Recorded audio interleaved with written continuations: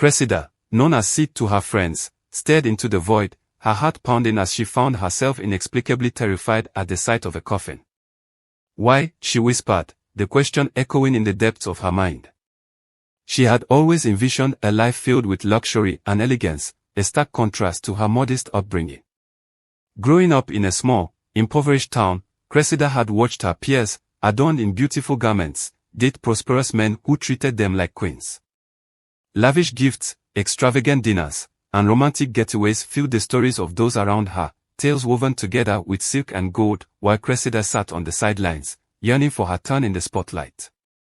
Every day, the harsh reality of her life weighed down on her.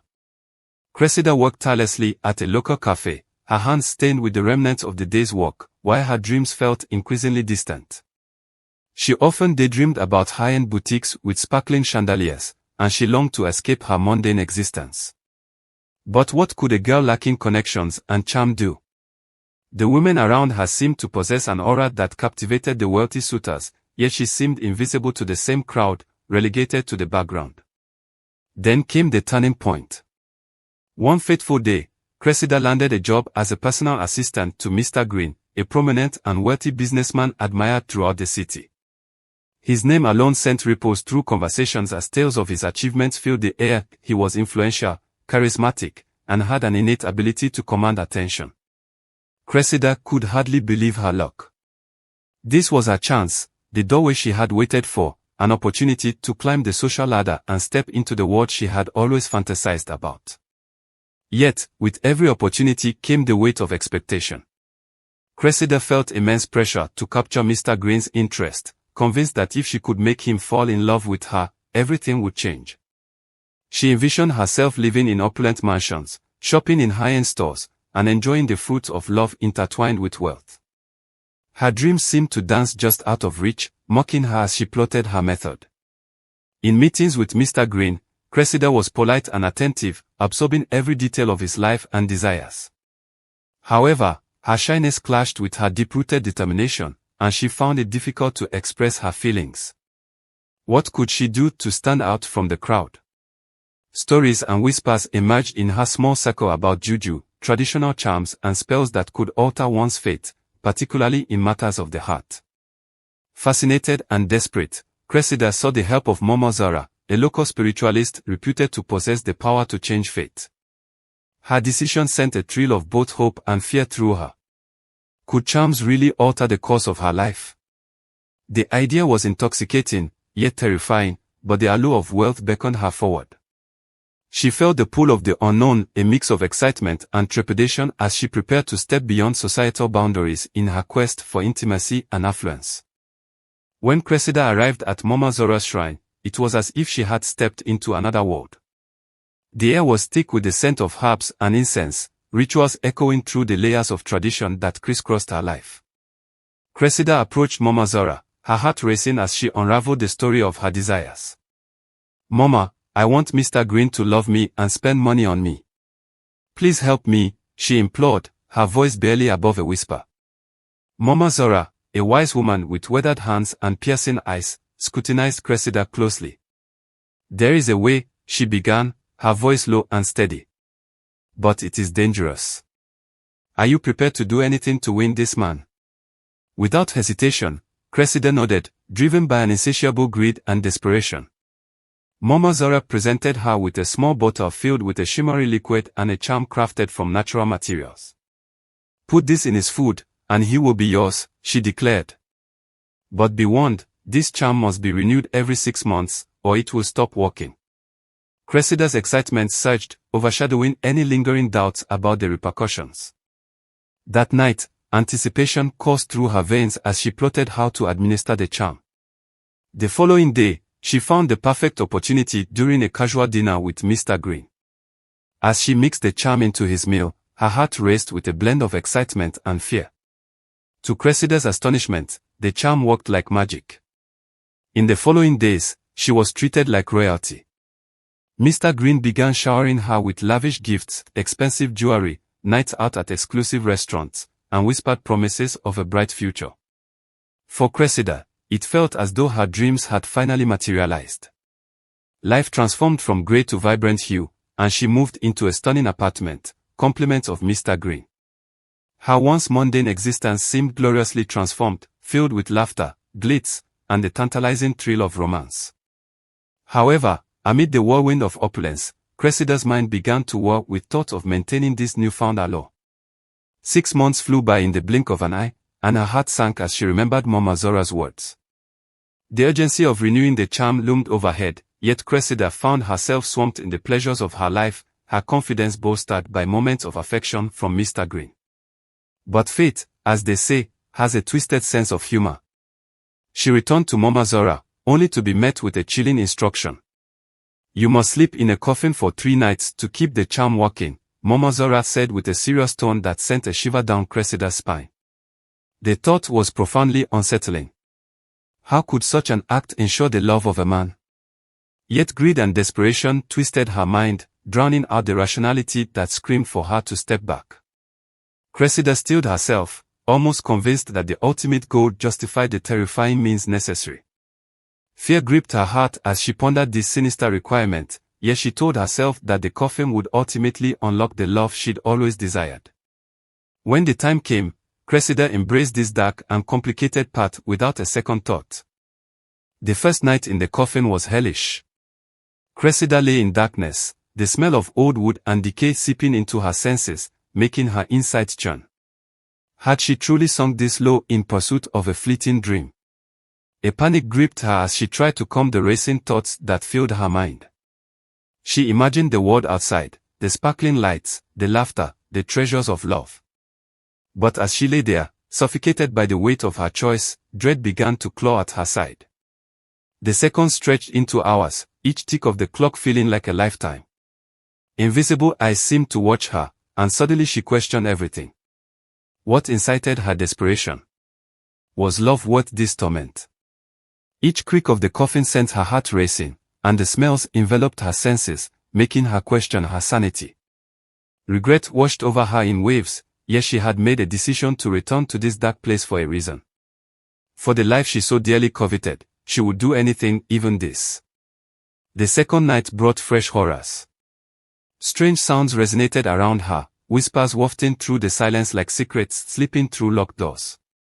Cressida tried to remind herself it was merely her imagination, she wasn't alone in the world. But silence quickly twisted into an eerie symphony of moans and creaks that seemed to mock her as the hours ticked by. By the third night, fear seeped into her bones. She felt utterly exhausted, unraveling in ways she had not anticipated. Yet upon finishing the night's ritual, a semblance of calm washed over her, convinced that she had completed what was necessary. She rode the wave of exhilaration, convinced that upon her awakening, she would be welcomed by a day filled with more love and attention from Mr. Green. The morning brought with it an air of expectancy, and indeed, Mr. Green lavished her even more. He took her to places she had only dreamed about, a private yacht, secluded beach getaways, and international trips. Cressida's life transformed in a way that only fairy tales could suggest, and she felt like the protagonist of her own romance. However, amid her euphoria, something sinister began to unravel. An unpleasant odor started to emanate from her body. At first, she thought it was typical of anyone living in a fast-paced world, but soon it became overpowering. She tried perfume, a variety of scented lotions, and extravagant baths, yet nothing subdued the stench that clung stubbornly to her. Her friends began to give her concerned looks, and even Mr. Green, once enamored, started to distance himself. Confused and frightened, Cressida dove into denial, convincing herself that this was a temporary inconvenience in her otherwise glamorous life. Yet it escalated. As the days turned into weeks and weeks spiraled onward, she began to feel weak, ill, and plagued by exhaustion. Something was terribly wrong.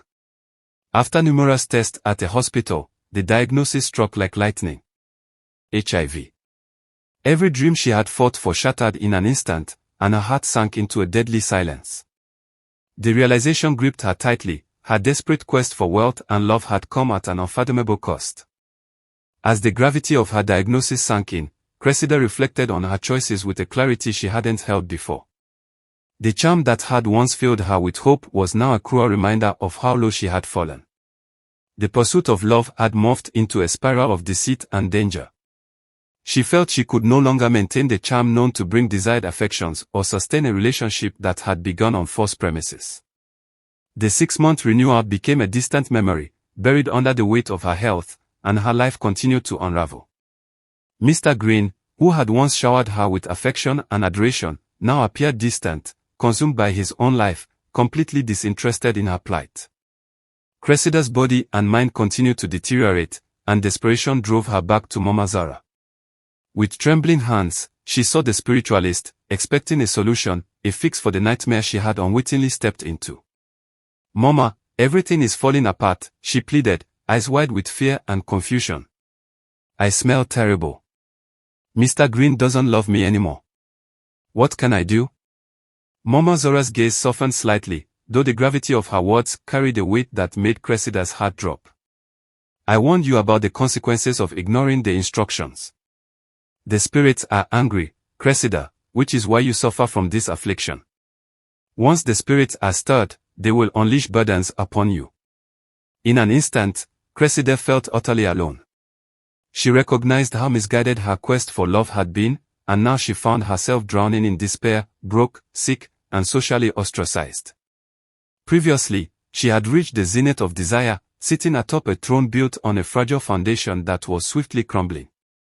The brightness she had once basked in turned to darkness, and fear settled deep in her bones. In the throes of hopelessness, it dawned on her, she needed to reach out to someone who could offer real help, someone who might guide her through this abyss. Remembering Ada, a childhood friend and strong Christian, Cressida mustered the courage to reach out. Ada had always warned her about seeking transformation from the superficial realm of charms. Perhaps she could help. When Cressida explained everything to Ada, the charm, her illness, and her grim reality, she was met with compassion and understanding. Ada didn't judge her. Instead, she offered assistance and led Cressida to her pastor. He expressed genuine concern and prayed fervently for her. With their unwavering support, Cressida was encouraged to seek medical treatment for her HIV. The warmth of their presence felt like a beacon of hope amid insurmountable despair. At first, it was arduous. Cressida had to navigate a world filled with stigma, battling self-doubt and the repercussions of her previous choices. But with each passing day and every medication she took, the weight began to lift. Slowly, she discovered a community that offered love and understanding, helping her reclaim her life. Her smell faded as she started to heal, and slowly, she found empowerment through embracing her scars rather than hiding them. The journey to recovery wasn't linear, but for the first time, she acknowledged her worth wasn't defined by wealth or attention from men. As Cressida embarked on a path of healing and self-discovery, her newfound strength began to transform her life in unexpected ways. The bonds she forged with Ada and the community opened avenues of support that she had previously overlooked in her quest for superficial success. Instead of relying on charm and magic, Cressida now found her power in vulnerability, honesty, and authenticity. Meanwhile, in a neighboring village, Nia's world was equally tumultuous, tied intricately to her own traditions and the pressures they carried. One day at the river, Nia discovered that her mother had big news. Z, her beloved partner, wanted to marry her. Joy filled her heart until a chilling realization came from her mother's lips. Tradition dictated that her sister Lina must sleep with Z before they were wed, to ensure his suitability. Nia felt a cold shiver as her heart sank, battling with anger and confusion. How could her own sister be involved in such a personal act? As she grappled with her instinctive aversion to the tradition, she felt a kinship with Cressida's journey, understanding deeply the desire to break free from customs that no longer served them. Determined, Nia sought out Lina, hoping to convince her to reject this archaic practice. In her heart, she yearned for a life where love was rooted in trust and freedom, rather than framed by the chains of tradition. Her conversation with Lina revealed that her sister harbored feelings for Z as well. Jealousy simmered beneath their familiar bond. However, Nia took a stand, confronted her fears, and stormed into the hut where the manhood test was set to take place. With passionate conviction, she declared that this tradition was not right. With her sister beside her, they confronted their fears and desires, discovering the beauty of sisterhood and mutual respect that overcame jealousy. In an unexpected turn, Lina recognized the folly of her actions.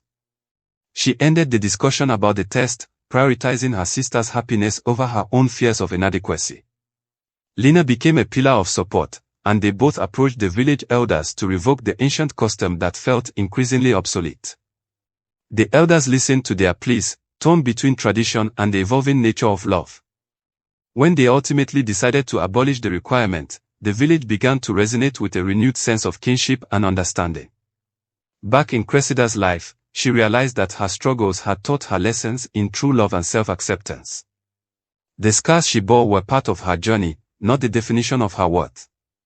Ultimately, she learned that genuine connections and the love that stems from understanding oneself were far richer than any charm she could wield.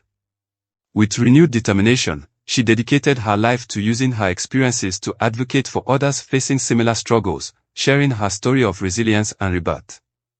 She forged new friendships, and as she embraced her true self, doors opened. Cressida had embarked on a path rich with possibilities, one where she could live authentically, filled with purpose, surrounded by love. As the seasons changed, Cressida found joy in little things, sharing laughter with friends, providing support to those in need, and reveling in her newfound strength. She discovered that love wasn't simply about having the riches or charms to attract a partner, but rather the deep connections that nourish the soul. The journey to self-love proved to be the most rewarding of all. Their stories intertwined, Cressida and Nia transcended beyond societal norms, forging paths enriched by love, respect, and integrity. Underneath the moonlit sky, both women stood tall, embracing their identities with open hearts, carving new stories that echo the truth that true love comes not from magic or deceit, but from authenticity and connection.